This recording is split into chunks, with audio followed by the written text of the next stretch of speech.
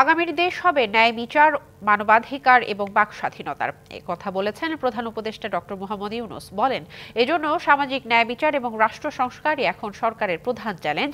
শনিবার রাজধানীতে centre for governance studies আয়োজিত বে অফ বেঙ্গল সম্মেলনের উদ্বোধন করে প্রধান উপদেষ্টা এসব কথা বলেন। প্রধান উপদেষ্টা আরও বলেন, সকল বৈষম্য দূর করতে সবার একত্রিত কণ্ঠস্বরে একটি সমৃদ্ধ ভবিষ্যৎ গড়ে তুলতে উৎসাহ দেয়।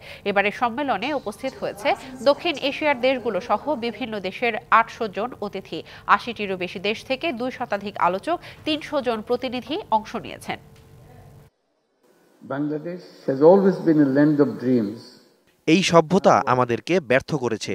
শুধু পরিবেশের দিক দিয়েই নয়, মানুষ মুনাফার পেছনে মরিয়া হয়ে ওঠাও এর জন্য দায়ী। নতুন একটি বিশ্ব গড়ার বিষয়ে ভাবতে হবে, যেভাবে আমাদের তরুণরা নতুন একটি বাংলাদেশের বিষয়ে ভাবতে শিখিয়েছেন আমাদের, যেখানে সম্পদকে কুক্ষিগত করা হবে না, সবার মাঝে সমানভাবে বন্টন হবে। নগদের সর্বোচ্চ বার 167 টাকা রিচার্জে পাবেন 1 লাখ টাকা পুরস্কার। আরও আছে প্রতি সপ্তাহে পুরস্কার ও ক্যাশব্যাক।